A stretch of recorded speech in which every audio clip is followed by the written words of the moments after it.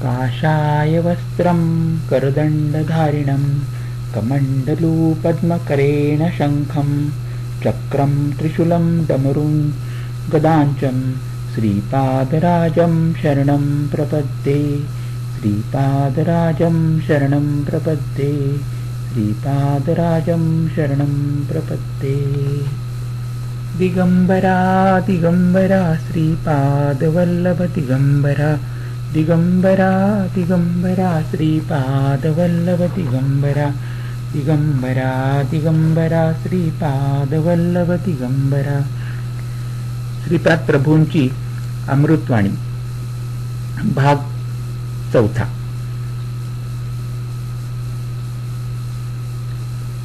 नरसावधानी नावाचे एक अहंकारी ब्राह्मण श्रीपाद प्रभूंच्या शेजारीच राहत होते. त्यांनी प्रभूंशी एकदा संवाद केला तर त्यात अनेक त्यांनी प्रश्न विचारले होते. त्या प्रश्नांची उत्तरे श्रीपाद प्रभूंनी दिली. ती अशी होती. नरसावधानींनी प्रश्न केला, तू कोण आहेस?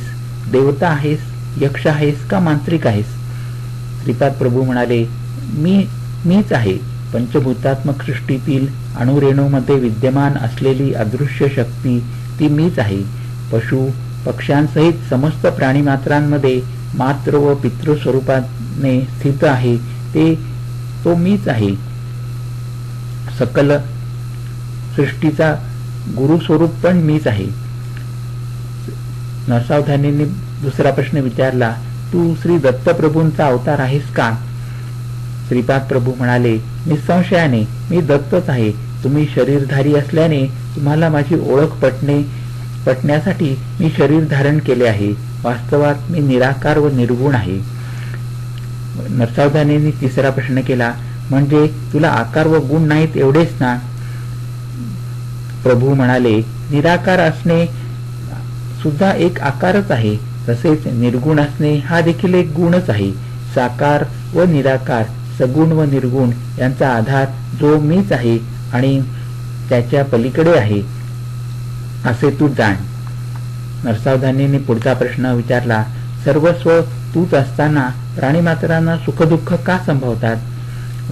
प्रभू म्हणाले, तुझ्यात असलेला तू जीव आहेस. तुझ्यात असलेला मी परमात्मा आहे. तुझ्यात कर्तृत्व भावना असेपर्यंत तू मी होऊ शकत नाही. जोपर्यंत तुझ्यात कर्तृत्व भावना असेल तोपर्यंत सुख दुःख पाप पुण्य अशा द्वंद्वातून तुझी सुटका होऊ शकत नाही. तुझ्यातला तू नष्ट होऊन तुझ्यातील मी उच्च दशेत असेल तेव्हा तू माझ्या निकट असशील. जसे जसे तू माझ्या निकट येशील तसा तसा तू सुख दुःख पाप पुण्य या द्वंद्वातून मुक्त होशील. तू माझ्या आश्रयी असता सुख संपन्न होशील. नरसावधानींनी पुढचा प्रश्न विचारला, जीवात्मा व परमात्मा हे वेगवेगळे आहेत असे काहींचे म्हणणे आहे. जीवात्मा व परमात्म्याचे घनिष्ठ संबंध आहेत असे काहींचे म्हणणे आहे. तर जीवच परमात्मा आहे असे काहींचे म्हणणे आहे. तर यातील खरे काय ते सांगावे. प्रभू म्हणाले, तू वेगळा आणि मी वेगळा अशी भिन्नत्वाची भावना असली तरी हरकत नाही. तुझ्यातला अहंकार नाश पावल्यावर आपण दोघे द्वैतात स्थितीमध्ये असता आनंदाची प्राप्ती होईल. माझ्या अनुग्रहामुळे सगळे चालत असून तू केवळ निमित्त मात्र आहेस. या तत्वाचे अनुसरण केल्याने सुद्धा आनंद स्थितीत पावशील. मोहाचा क्षय झाल्याने द्वैत स्थितीमध्ये असताना सुद्धा तू मोक्ष सिद्धी पावशील. तुझ्यात आणि माझ्यात अत्यंत सामिप्य असताना मी तुझ्याद्वारे स्वतःस व्यक्त करतो. माझ्यातील सर्व शक्ती तुझ्याद्वारे अभिव्यक्त होत असतात. तुझ्यातला अहंकार नाश पावून मोहक्षय झाल्याने या विशिष्ट असलेल्या अद्वैत स्थितीमध्ये पण आनंदाची प्राप्ती होईल. मोह नसल्यामुळे हा सुद्धा मोक्षच होय. तुझा अहंकार पूर्णपणे नाश पावल्याने कर्तृत्वाची भावना नाहीशी होईल. तुझ्यात तू नसून केवळ मी असलेल्या स्थितीत मनाच्या कल्पनेने आकलन न होणाऱ्या ब्रह्मानंदाचा तू अनुभव करत असशील. म्हणून अद्वैत स्थितीत असला तरी मोक्ष प्राप्ती करून घेऊ शकतोस. द्वैत स्थितीत असला तरी विशिष्ट अद्वैत किंवा अद्वैत स्थितीत असला तरी मोक्ष स्थिती ब्रह्मानंद स्थिती मात्र एकच असते. ती स्थिती मन वाचा यांना अगोचर आहे. केवळ अनुभवानेच ते जाणले जाते. यानंतर नरसावधानींनी पुढचा प्रश्न केला. अवधूत स्थितीत असलेले काही जण ते स्वतः ब्रह्म असल्याचे सांगतात, तर तू अवधूत आहेस का? प्रभू म्हणाले, नाही, मी अवधूत नाही, मी ब्रह्म आहे आणि ब्रह्म सर्वस्व असल्याचे अवधूतांचे अनुभव आहेत. तर मी ब्रह्म असून मी सर्वांतर्यामी असल्याची स्थिती ही माझी आहे. नरसावधानींनी पुढचा प्रश्न केला. तरी किंचित भेदाचे रहस्य मला उमजले नाही, ते समजावून सांग. प्रभू म्हणाले, समस्त संसार बंधनातून मुक्त झालेले अवधूत माझ्यात लीन होऊन ब्रह्मानंद सुखाचा अनुभव घेतात. त्यांच्यात व्यक्तित्व नसल्याने ते संकल्परहित असतात. या सृष्टीच्या महासंकल्पात महाशक्तीत मी आहे. जीव म्हणविणाऱ्या मायाशक्तीत पण मीच आहे. माझ्यात लीन झालेले अवधूत सुद्धा तू परत जन्म घे अशी माझी आज्ञा झाल्यास त्यांना जन्म घेणे भाग आहे. संकल्पयुक्त सत्य ज्ञानानंद स्वरूप माझे आहे, तर संकल्परहित सत्य ज्ञानानंद स्वरूप त्यांचे आहे. यानंतर नरसावधानींनी पुढचा प्रश्न केला. बीजास भाजल्याने परत अंकुरित होत नाही, तसेच ब्रह्मज्ञान प्राप्त करून ब्रह्ममय झालेल्यांना परत जन्म घेणे कसे बरे साध्य होईल?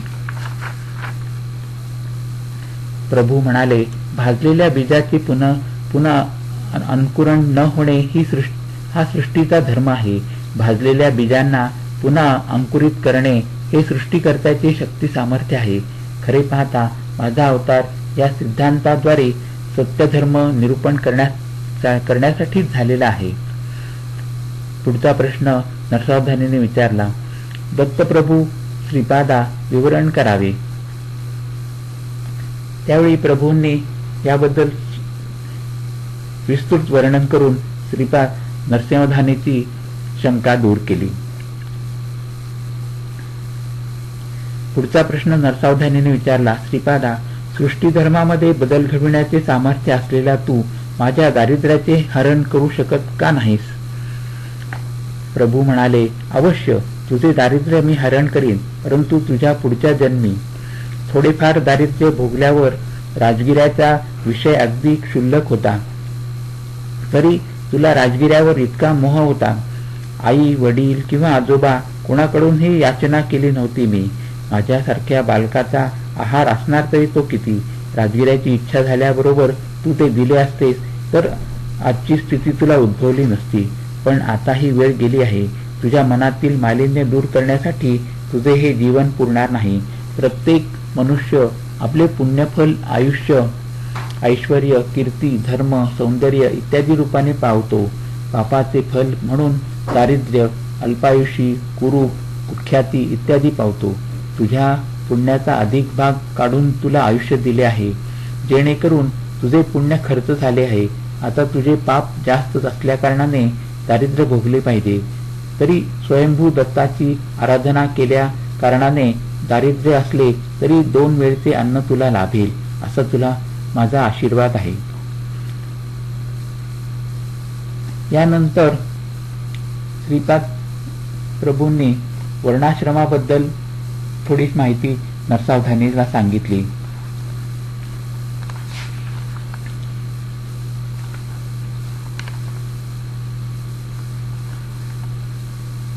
श्रीपादराजं शरणं प्रपद्ये, श्रीपादराजं शरणं प्रपद्ये.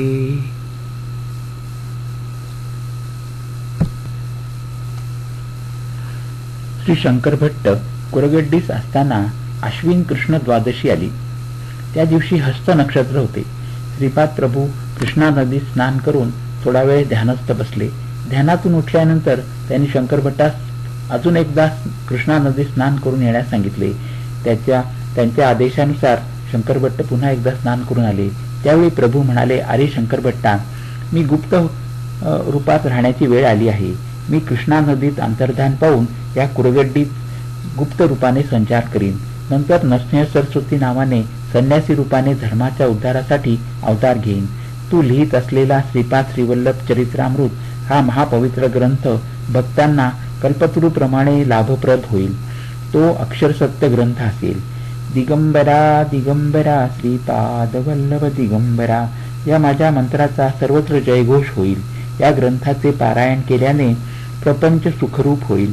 इहलोक आणि परलोक सौख्य प्राप्त होईल. या ग्रंथातील प्रत्येक शब्द हा वेदवाक्यासमान मानला जाईल. तू लिहित असलेला संस्कृत ग्रंथ माझ्या महासंस्थानातील औदुंबर वृक्षाखाली शब्दस्वरूपात कायमचा राहील. तेथून निघणारे दिव्य शब्द दर्शनास येणाऱ्या भक्तांना ऐकू येतील. हृदयापासून ज्यांना माझ्या दर्शनाची तळमळ लागली असेल त्यांना माझे दर्शन अवश्य होईल. मी माझ्या भक्तांच्या संरक्षणासाठी सदैव सज्ज असतो. तुझ्या संस्कृत ग्रंथाचा तेलुगू भाषेत अनुवाद केला जाईल. तो बापनाचार्युलू यांच्या 33व्या पिढीतील वंशजांकडून उदयास येईल. या पवित्र ग्रंथाचे अनेक भाषेत अनुवाद होतील. या पवित्र ग्रंथाचे कोणत्याही भाषेत पारायण केले तरी दिव्य अनुभव येतील आणि पारायण करणाऱ्या भक्तांचे सर्व काही शुभ मंगल होऊन त्यांचे सकल व्याधींपासून रक्षण होईल. एवढे बोलून श्रीपाद प्रभू थोड्या वेळ मौन राहिले. शंकर भट्ट श्रीपाद प्रभूंच्या या निर्णयाने अत्यंत दुःखी झाला. हे भगवंताचे सगुण साकार रूप पुन्हा दिसणार नाही या कल्पनेने त्याच्या नेत्रातून आसवांची धार लागली होती. ती प्रभूंना दिसू नये म्हणून त्याने आपली मान खाली वाकविली. श्रीपाद प्रभू शंकर भट्टास पुढे म्हणाले, तू माझी खूप सेवा केलीस. तू मला पित्याप्रमाणे सन्मान दिलास. माझ्या सेवेचे व्रत मोठ्या काटेकोरपणे पाळलेस. मी माझ्या लाकडी पादुका तुला भेट म्हणून देत आहे. मी नाही म्हणून तू दुःखी होऊ नकोस. तू 3 वर्षापर्यंत येथेच राहा. या 3 वर्षात मी तुला तेजोवलय रूपात दर्शन देत राहीन. तसेच अनेक योग रहस्यांबद्दल ज्ञान देईन. 3 वर्षानंतर येणाऱ्या अश्विन कृष्ण द्वादशीस तू रचलेला श्रीपाद श्रीवल्लभ चरित्रामृत ग्रंथ माझ्या पादुकांजवळ ठेव. त्या दिवशी दर्शनास येणारे सर्व भक्त धन्य होतील. सर्वांना माझे मंगलमय आशीर्वाद आहेत. इतके बोलून श्रीपाद प्रभू सर्वांचा निरोप घेऊन कृष्णा नदीत अंतर्धान पावले. शंकर भट्ट प्रभूंच्या त्या लाकडी पादुका हृदयाशी घट्ट धरून आईपासून दुरावलेल्या निरागस बालकाप्रमाणे स्फुंदून स्फुंदून रडू लागले. श्रीपाद प्रभू पाण्यात दिसतात काय ते पाहण्यासाठी शंकर भट्टांनी पुन्हा एकदा पाण्यात झेप घेतली, परंतु प्रभू त्यांना दिसले नाहीत.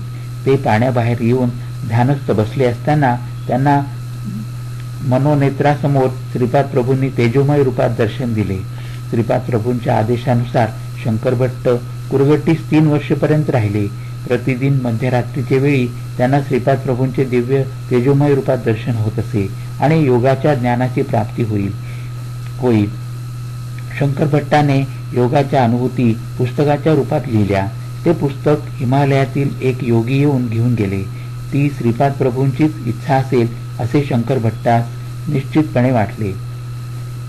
श्रीपादराजं शरणं प्रपद्ये, श्रीपादराजं शरणं प्रपद्ये.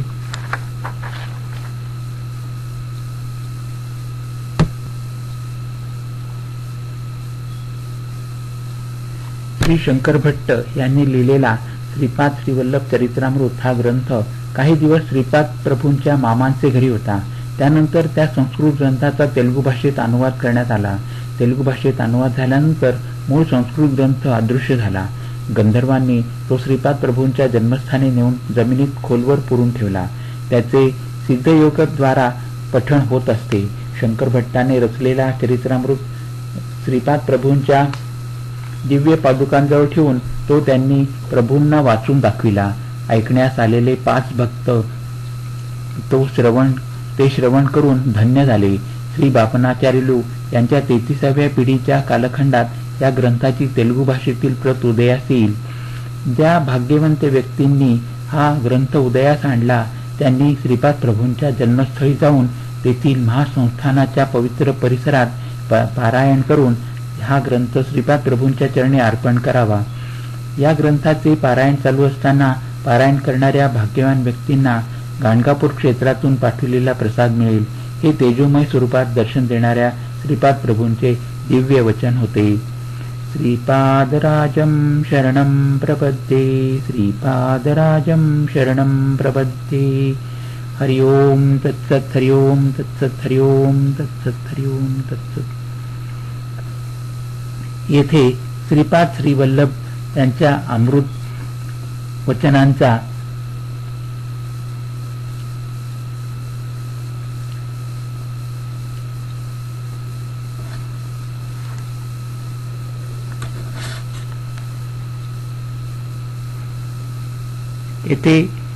श्रीपाद श्रीवल्लभांचे अमृत वचन संपन्न झाले. हरि ओम तत्सत.